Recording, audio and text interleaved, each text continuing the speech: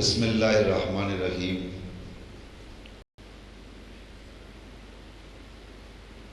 الحمد تیری ذات گرامی کے واسطے،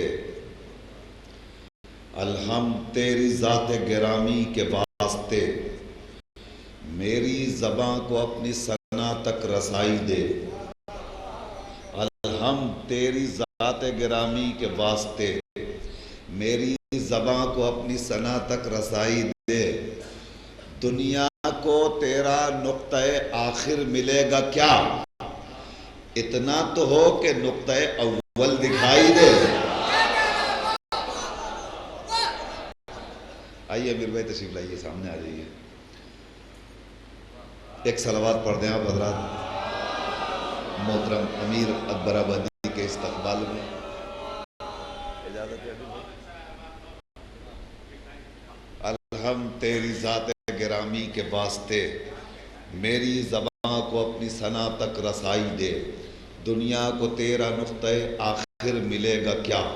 اتنا تو ہو کہ نقطہ اول دکھائی دے۔ اتنا تو ہو کہ نقطہ اول دکھائی دے۔ وہ نقطہ اول جس کے صدقے میں کائنات کا ذرہ ذرہ خلق ہوا، وہ نقطہ اول جس نے ہمیں خلقت وجود عطا کیا، وہ نقطہ اول جس نے ہمیں لباس بشری میں عطا کیا، وہ نقطہ اول جس نے ہمیں اشرف المخلوقات ہونے کا شرف عطا کیا، وہ نقطہ اول جس کے ذرے سے، جس کے صدقے میں کائنات کا ذرہ ذرہ خلق ہوا۔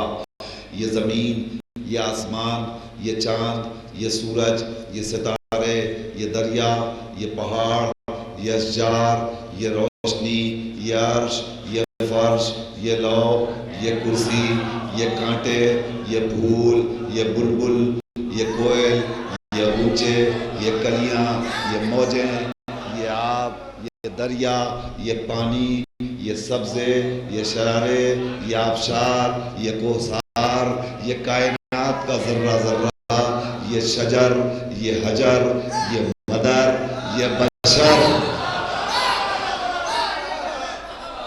ہر ذرہ جس کے صدقے میں خلق ہوا۔ آئیے اسی کی بارگاہ میں ہمیں سب سے پہلے سر بسجود ہونا چاہیے، اس لیے کہ اگر یہ نہ ہوتے تو کائنات میں کسی چیز کا وجود نہ ہوتا۔ جس کے دم سے کائنات میں دم ہے، پہلے اس کی بارگاہ میں ہمیں تازہ دم ہو کر خراج عقیدت پیش کرنا چاہیے۔ حمد اس خدا کی سب کا جو پروردگار ہے، ہر ایک خوش کو تر کا وہی ذمہ دار ہے۔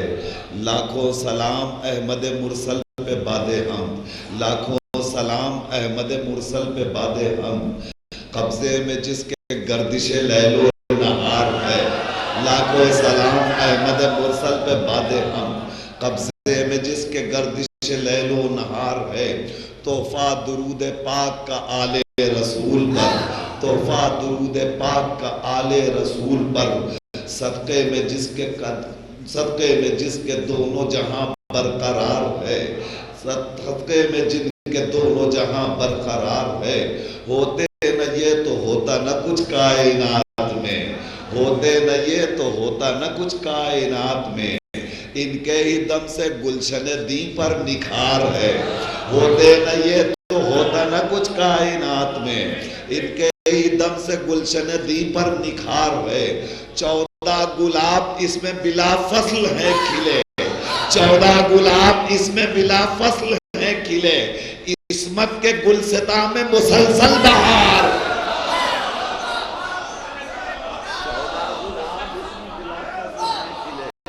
14 گلاب اس میں بلا فصل ہیں کھلے، عصمت کے گلستاں میں مسلسل بہار ہے، عصمت کے گلستاں میں مسلسل بہار ہے۔ اور انہی بہاروں کی ایک کڑی سرکار باب الحوائج، یہ وہ ذات والا صفات ہے۔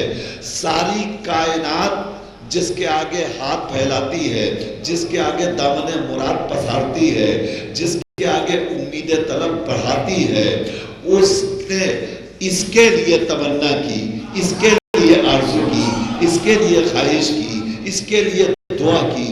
علی نے اپنے لیے کچھ کبھی نہیں مانگا، علی نے اپنے لیے کچھ کبھی نہیں مانگا، دعا کو ہاتھ بھی اٹھے تو باوفا کے لیے.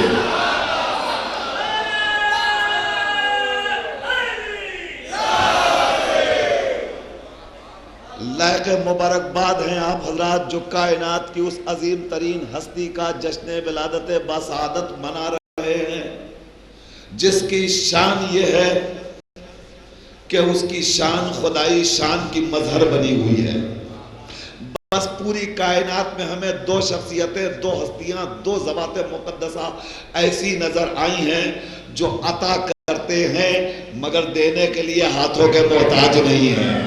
ایک ذات خدا، ایک ذات عباس، نہ اس کو ہاتھوں کی حاجت نہ اسے ہاتھوں کی حاجت. وہ بھی عطا کرتا ہے، یہ بھی عطا کرتا ہے. یہ الگ بات ہے، ان کے دینے میں کوئی کوتاہی نہیں ہے، ہمارے لینے میں کمی ہے. وہ ہمیں دے رہے ہیں اور دامن بھر کے دے رہے ہیں. اگر وہ نہ دیتے تو یہ دور دراز سے آیا ہوا مجمع، یہ دور دراز سے آئے ہوئے شعراء کرام، یہاں اتنا بڑا اجتماع کبھی نہ ہوتا. انہیں یقین ہے کہ ہمیں جو کچھ ملے گا اسی بارگاہ سے ملے گا، اسی چوکھٹ سے ملے گا، اسی در سے ملے گا. اس در کو سلامی پیش کرتے ہوئے آئیے میں آپ کی خدمت میں گزارش کروں خطیب جشن حجت الاسلام والمسلمین عالی جناب مولانا سید جعفر علی صاحب قبلہ کی خدمت میں کہ وہ تشریف لائیں اور سرکار باب الحوائج کی بارگاہ میں نثری نذرانے عقیدت پیش فرمائیں. آپ حضرات مولانا موصوف کا استقبال بلند ترین نعرہ صلوات سے فرمائیں. السلام علیکم. ماشاءاللہ لا حول ولا قوة الا باللہ العلی العظیم. اعوذ باللہ السمیع العلیم من الشیطان اللعین الرجیم. بسم اللہ الرحمن الرحیم. نحمدہ ونصلی علی رسولہ الکریم وعلی آلہ الطیبین الطاہرین. اما بعد فقد قال اللہ تبارک و تعالی فی محکم کتابہ المبین. بسم اللہ الرحمن الرحیم. هل جزاء الاحسان الا الاحسان. صلوات.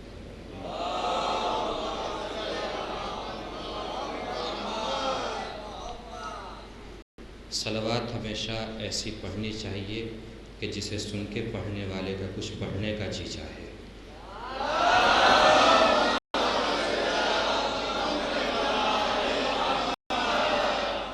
روایتوں میں ملتا ہے کہ جب امام زمانہ اجل اللہ تعالیٰ فرج و شریف کا ظہور ہوگا تو سامان خریدنے کے لیے ہمیں صلوات بھیجنی پڑا کرے گی. اب جیسے نوٹ جیب سے نکلتے ہیں پتہ چلتا ہے کون دولت مند ہے کون فقیر ہے، صلوات کی آواز سے پتہ لگے گا کون دولت مند ہے کوئی فقیر ہے.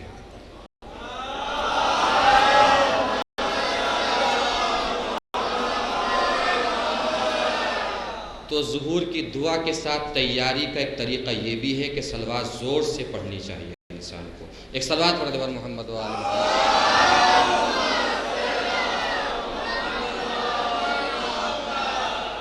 بہت زیادہ دیر آپ لوگوں کے اور شعراء کے درمیان حائل رہنے کا میرا کوئی ہدف نہیں ہے، چونکہ محفل منعقد ہی شعراء کے لیے کی جاتی ہے. اور ویسے بھی نظم کی وادیاں اور اس کا سفر بہت اچھا سہانا اور آسان ہوتا ہے. نثر کی وادی پرخار میں چلنا بڑا مشکل ہوتا ہے. بس یہ تو آل محمد کا کرم ہے کہ یہاں جو نثر ہے وہی نظم ہے، جو نظم ہے وہی نثر ہے. نثر الگ ہے اور کسی بھی دروازے پہ جائیں اور کسی بھی جگہ جائیں نظم الگ ہے. چیزوں کے سمٹنے کو نظم کہتے ہیں، چیزوں کے مرتب ہونے کو نظم کہتے ہیں، دانوں کے یکجا ہونے کو نظم کہتے ہیں. انہی دانوں کے بکھر جانے کا نام نثر ہے، انہی دانوں کے الگ ہو جانے کا نام نثر ہے. مگر یہ آل محمد کے دربار کا کرم ہے کہ یہاں جو نظم ہے وہی نثر ہے. یعنی جو چیزیں بکھرنے میں عظمت رکھتی ہیں وہی چیزیں سمٹنے میں عظمت رکھتی ہیں. آل محمد کا کرم ہی یہی ہے. یہاں پہ الہی جلوہ جب نثر بن کے بکھرا تو 14 محمد بنے، نظم بن کے سمٹا تو ایک محمد بن گیا. یہ دربار آل محمد ہے. محفل حضرت عباس کی مناسبت سے منسوب ہے۔ عباس قمر بنی ہاشم، یہی خوبصورت لقب حضرت کی عظمت کو بیان کرنے کے لیے کافی ہے۔ بنی ہاشم کا قمر، کتنے حسین حسین افراد بنی ہاشم میں ہیں، وہ بتانے کی اور سنانے کی، کہنے کی، بولنے کی کوئی ضرورت نہیں ہے۔ اللہ کا جمال مظہر بن کے آیا ہی آل محمد کے انوار میں ہے۔ ان انوار اور نورانی شخصیتوں کے ہوتے ہوئے عباس کو قمر بنی ہاشم کہنا یہ خود بتاتا ہے کہ کتنی باعظمت اور کتنی بابرکت شخصیت ہے۔ عباس شیر کو کہتے ہیں، اسد بھی شیر کو کہتے ہیں، لیس بھی شیر کو کہتے ہیں، قسورہ بھی شیر کو کہتے ہیں، حیدر بھی شیر کو کہتے ہیں۔ اسد اس شیر کو کہتے ہیں کہ جو چگھاڑ کے اپنے جس پہ حملہ کرتا ہے اور اپنے شکار کو پھاڑتا ہے، اس کو اسد بولتے ہیں۔ لیس جس کی عادت ترائی کے سائے میں چلنے کی ہو، اسے لیس بولتے ہیں۔ قسورہ جس کی انگڑائی سن کے تمام جانور بھاگ جائیں، اسے قسورہ بولتے ہیں۔ اور بلندی سے اتر کر جو اپنے شکار پہ حملہ کرے، اسے حیدر بولتے ہیں۔ خیبر کے میدان میں مولا کائنات نے کیا کہا تھا مرحب سے؟ انا الذی سمتنی امی حیدرہ، میں وہ ہوں جس کا میری ماں نے نام حیدر رکھا ہے۔ علامہ محمد تقی اصفہانی لکھتے ہیں کہ معلوم ہے علی نے اپنے کو حیدر کیوں کہا؟ اس لیے کہ اسی رات میں مرحب نے خواب میں دیکھا تھا کہ جیسے کوئی شیر بلندی سے آ کر مجھ پہ حملہ کر رہا ہے۔ یہی علی نے کہا تھا میں ہی وہ حیدر ہوں جو رات میں تجھ پہ حملہ کر رہا تھا۔ یہ تمام شیر ہیں۔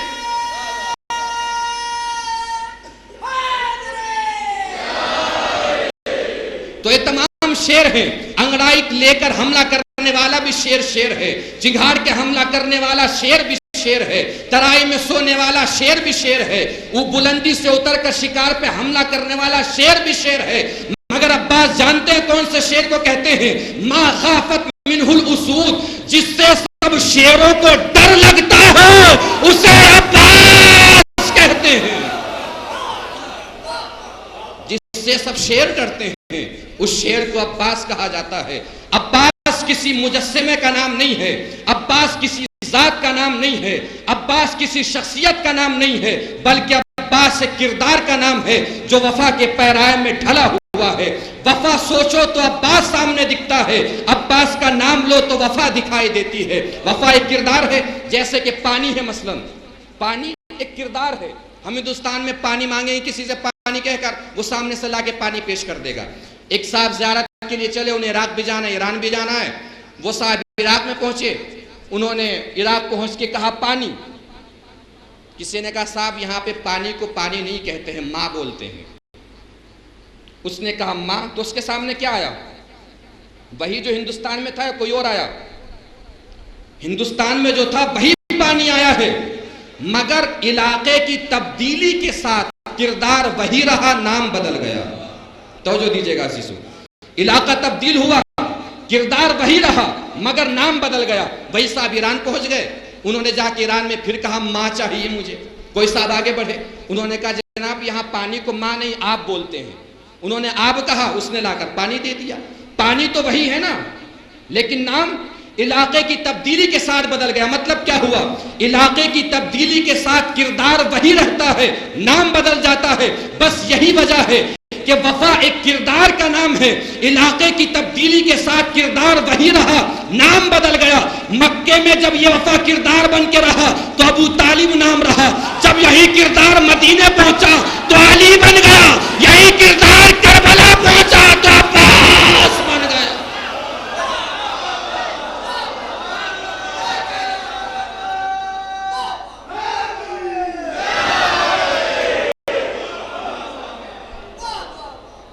کردار وہی ہے۔ اور عباس کو کیا کہتے ہیں؟ ثانی حیدر ہے عباس۔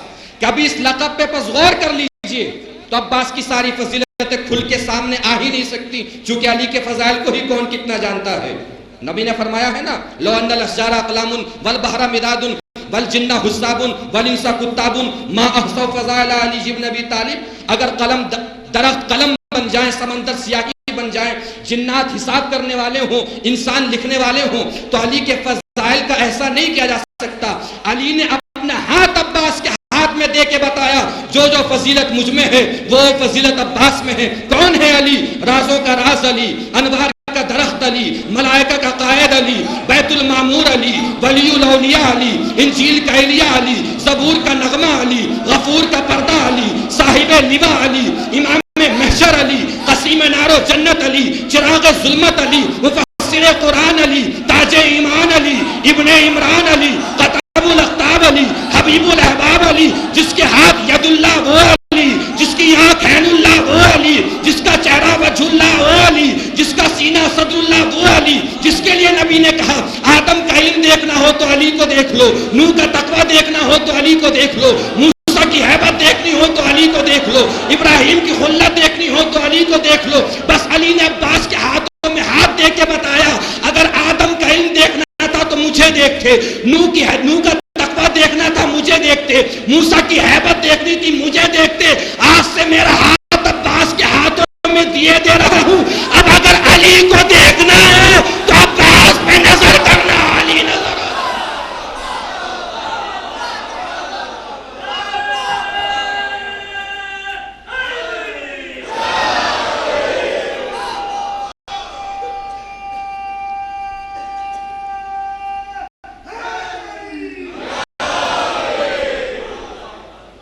مکمل شخصیت علوی عباس میں ہے۔ شجاعت علی دیکھنی ہو تو عباس کو دیکھو، ہیبت علی دیکھنی ہو تو عباس کو دیکھیں، جلال علی دیکھنی ہو تو عباس کو دیکھیں۔ آل محمد کا دربار، جیسا کہ نصیر صاحب بتا رہے تھے، خوش نصیبی ہے ہماری کہ ہم آل محمد کے دربار کے درباری ہیں، آل محمد کے نوکر ہیں۔ کبھی کسی آل محمد کے چاہنے والے کو اپنے کو بد نصیب نہیں سمجھنا چاہیے، اس کا سب سے بڑا نصیب ہی یہ ہے کہ اللہ نے اسے آل محمد کا نوکر بنا دیا۔ سب سے بڑا نصیب ہی یہی ہے۔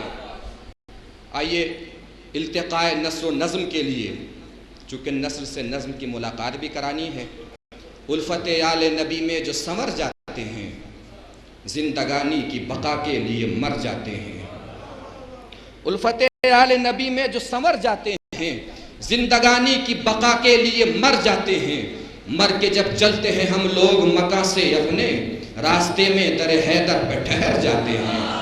مر کے جب چلتے ہیں ہم لوگ مکہ سے اپنے، راستے میں در حیدر پہ ٹھہر جاتے ہیں۔ ہم کو معلوم ہے آتے ہیں یہاں پر مولا، ہم اسی واسطے مرقد میں اتر جاتے ہیں۔ ہم کو معلوم ہے آتے ہیں یہاں پر مولا، ہم اسی واسطے مرقد میں اتر جاتے ہیں، ہم اسی واسطے مرقد میں اتر جاتے ہیں۔ تو جو یزیدوں کی ہے بستی وہاں بچے بھی میرے۔ حضرت عباس کی محفل میں ان کی مناسبت سے آپ لوگ جمع ہوئے ہیں۔ جو یزیدوں کی ہے بستی وہاں بچے بھی میرے، نام عباس سے وفا لے کے نڈر جاتے ہیں۔ جو یزید، ایک شعر پہ خصوصی توجہ چاہوں گا، جو یزیدوں کی ہے بستی وہاں بچے بھی میرے، نام عباس سے وفا لے کے نڈر جاتے ہیں۔ تو نام عباس کا جو لوگ کبھی لیتے نہیں، وہ اجالوں سے بھی سورج تیرے ڈر جاتے ہیں۔ نام عباس کا جو لوگ کبھی لیتے نہیں، وہ اجالوں سے بھی سورج تیرے ڈر جاتے ہیں۔ کہہ دیا کس نے کہ جو یزیدوں کی ہے بستی وہاں بچے بھی میرے، نام عباس سے وفا لے کے نڈر جاتے ہیں۔ نام عباس کا جو لوگ کبھی لیتے نہیں، وہ اجالوں سے بھی سورج تیرے ڈر جاتے ہیں۔ تو کفر کی بستی میں روشن ہے یہ وحدت کے چراغ، کہہ دیا کس نے کہ نیزوں پہ یہ سر جاتے ہیں۔ تو اے ظالم ان کو قیدی نہ سمجھ، یہ ہے عزادار حسین، غم شبیر منانے تیرے گھر جاتے ہیں۔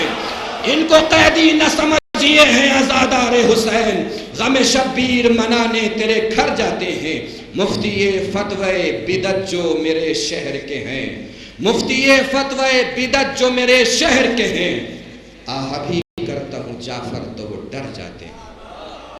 آئیے عزیزو، بارگاہ خداوندی میں دعا گو ہیں کہ بانیان محفل کی دلی مرادوں کو پورا فرمائے، جتنے بھی شریکان محفل ہیں بارہ ان سب کی دلی تمناؤں کو پورا فرمائے، شان حجر کرار جہاں کہیں بھی آباد ہوں کی جان کی مال کی عزت کی آبرو کی حفاظت فرمائے، بارہ اللہ تجھے واسطہ محمد و آل محمد کا پرچم اسلام کو سر بلند فرما، پرچم کفر و نفاق کو سر نگو فرما، بارہ اللہ تجھے واسطہ محمد و آل محمد کا جو بھی حضرات حج و زیارت متمنی ہیں انہیں حج و زیارت سے مشرف فرما، اس محفل میں جو بھی اپنے کلام پیش کرے، جو اپنے قصائد اپنے اشعار پیش کریں، جو بھی داد و تحسین سے شاعروں کو نواز بارہ ان سب کی اس عبادت کو مقبول اور قبولیت کی سند عنایت فرما، بارہ امام آخر کے ظہور میں تعجیل فرما اور ان سب کو ان کے انصار اور